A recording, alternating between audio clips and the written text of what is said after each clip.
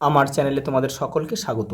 আজ আমরা ক্লাস 6-এর রায় মার্টিন প্রশ্নবিচিত্রা থেকে ইতিহাসের দ্বিতীয় পর্যায়ক্রমিক মূল্যায়নের পঞ্চম স্কুল সলভ করব।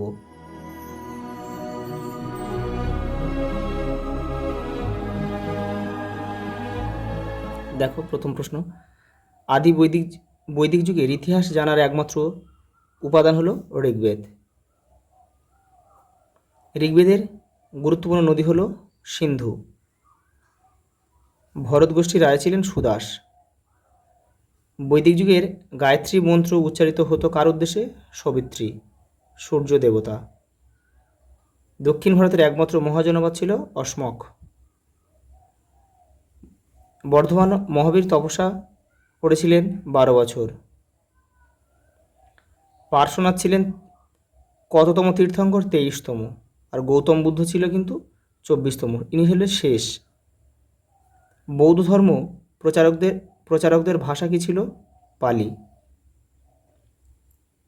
কলিঙ্গরাজ খারবেলের কথা জানা যায় হাতিগুম্ফা শিলালেখ থেকে। হুন আক্রমণ প্রতিহত করেছিল স্কন্দগুপ্ত। হরিসেন কার সভাকবি ছিল? সমুদ্রগুপ্তের সভাকবি। শিলাদিত্য উপাধি নিয়েছিলেন হর্ষবর্ধন। পরের প্রশ্ন দেখো, এক কথায় উত্তর দাও। বেদের অপর নাম কি? শ্রুতি। দেখো, বজ্জীদের রাজধানী কোথায় ছিল? বৈশালী। পরেরটা দেখো, অর্থশাস্ত্র কার রচনা? কৌটিল্য। কৌটিল্যের লেখা। পরেরটা দেখো, ভদ্রবাহুর অনুগামী জৈনদের বলা হয় দিগম্বর। আর স্থূলবাহুর অনুগামীদের বলা হয় শ্বেতাম্বর। শেষ নন্দরাজা ধননন্দ।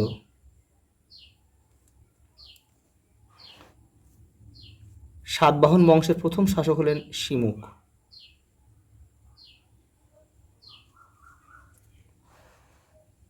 দেখো, সত্য মিথ্যা রয়েছে। সত্য মিথ্যা। খ্রিস্টপূর্ব 6ষ্ঠ শতকে মগধ ছিল গণরাজ্য। এটা কিন্তু মিথ্যা হবে, কারণ মগধ কিন্তু গণরাজ্য ছিল না, হলো রাজতান্ত্রিক ছিল।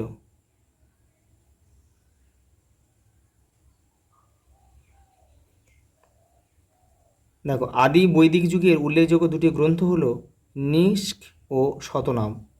দেখো, এটা গ্রন্থ হবে, এটাও মিথ্যা হবে। এটা কিন্তু একজন মুদ্রা ছিল।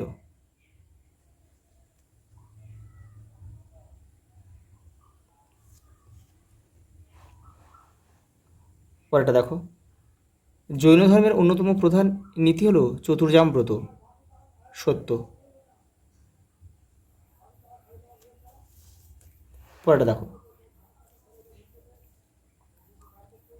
বেমানান শব্দটি চিহ্নিত করো। ব্রাহ্মণ, ক্ষত্রিয়, শূদ্র আর নৃপতি। এখানে নৃপতিটা বাদ যাবে। দেখো, এখানে কারণ কি? এটা দেখো, ঋগ্বেদে যুগে, এটা ঋগ বৈদিক যুগে রাজার উপাধি ছিল কিন্তু নৃপতি। আর এটা তোমরা বুঝতেই পারছো, এটা চতুর্বর্ণের অঙ্গ। এটা দেখো, বুর্জাহোম, ভরতপুর, অহিচ্ছত্র, ইনামগাঁও। এখানে বাদ যাবে হচ্ছে ওই অহিচ্ছত্রটা বাদ যাবে। দেখো, এই অহিচ্ছত্রটা হচ্ছে মাটির বাসন ও লোহার ব্যবহারের চিহ্ন কিন্তু পাওয়া গেছে এই অহিচ্ছত্রে। আর বাদ বাকি যে 3টে রয়েছে এগুলো কিন্তু মেগালিথ কেন্দ্র, প্রত্নক্ষেত্র যে 3টে রয়েছে। পরেরটা দেখো, এখানে দেখো, চন্দ্রগুপ্ত মৌর্য, প্রথম চন্দ্রগুপ্ত, বিন্দুসার আর অশোক। এখানে বাদ যাবে হচ্ছে প্রথম চন্দ্রগুপ্তটা বাদ যাবে। দেখো, চন্দ্রগুপ্ত মৌর্যের ছেলে হচ্ছে বিন্দুসার, বিন্দুসারের ছেলে অশোক। এটা বাদ যাবে। পরেরটা দেখো, তিনে দাগের প্রথম প্রশ্ন, প্রাচীনকালে কোন কোন পদ্ধতিতে রাজা হওয়া যেত? এই দেখো রায়ন মার্টিন 66 নম্বর পেজে রয়েছে। এই যে যুদ্ধ জিতে রাজা, রাজার চেয়ে রাজা, আর জনগণের ইচ্ছায় রাজা। পরের প্রশ্ন দেখো, পরবর্তী বৈদিক যুগে ব্রাহ্মণ ও বৈশ্যদের কাজ কী ছিল? দেখো 55 নম্বর পেজে রয়েছে তোমাদের বইয়ের। এই যে এখানে রয়েছে সব। এই যে এর মধ্যে করে নেবে, এখান থেকে এর মধ্যে রয়েছে, এখান থেকে এর মধ্যে। পরের প্রশ্ন দেখো, বণিক সম্প্রদায় কেন ব্রাহ্মণ্য ধর্ম থেকে মুখ ফিরিয়ে নিয়েছিল? দেখে নাও। পরের প্রশ্ন দেখো, দ্বিতীয় চন্দ্রগুপ্তের দুটি কৃতিত্বের উল্লেখ করো। রায়ন মার্টিন 118 নম্বর পেজে রয়েছে। দেখো এই যে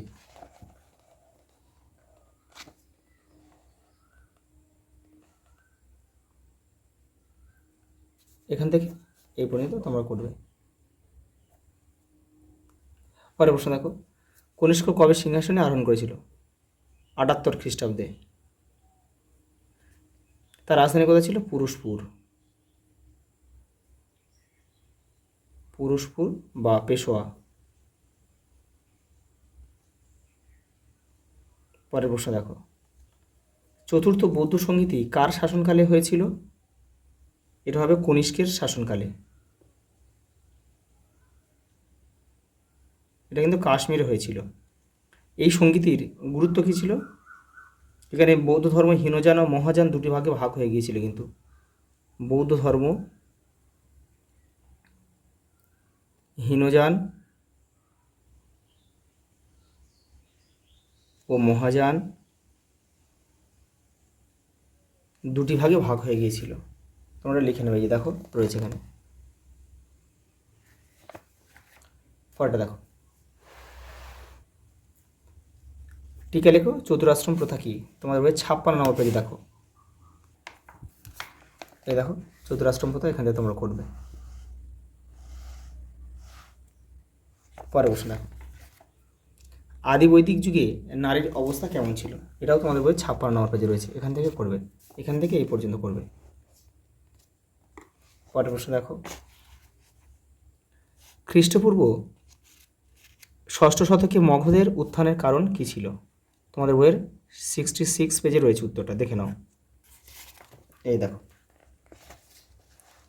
এই যে এইখান থেকে তোমাদের করতে হবে, এখান থেকে এই পর্যন্ত। পরের প্রশ্ন দেখো, জৈন ও বৌদ্ধ ধর্মের ত্রিরত্ন বলতে কী বোঝায়? এই যে এখান থেকে তোমরা করবে, এটা 74 নম্বর পেজে রয়েছে, পুরোটা করবে।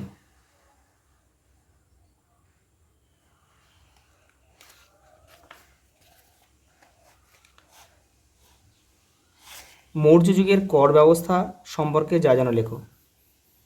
এই দেখো তোমাদের বইয়ের 85 নম্বর পেজে রয়েছে। দেখো বিরাট সাম্রাজ্যের শাসন চালানোর জন্য সম্রাট কর নিতেন প্রজাদের থেকে। এখান থেকে পুরো এই পর্যন্ত তোমাদের লিখতে হবে।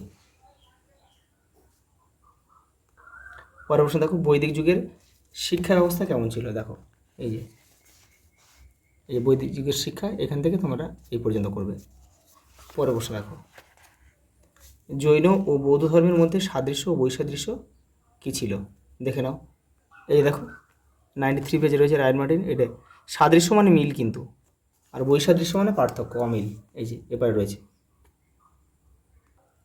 পরের প্রশ্ন দেখো, অশোকের ধর্মের নীতিগুলি আলোচনা করো। এই যে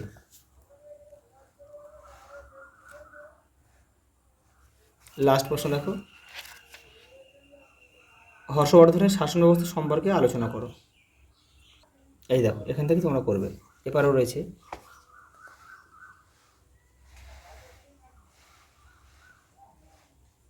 আজ এই পর্যন্ত, দেখা হবে পরের ভিডিওতে।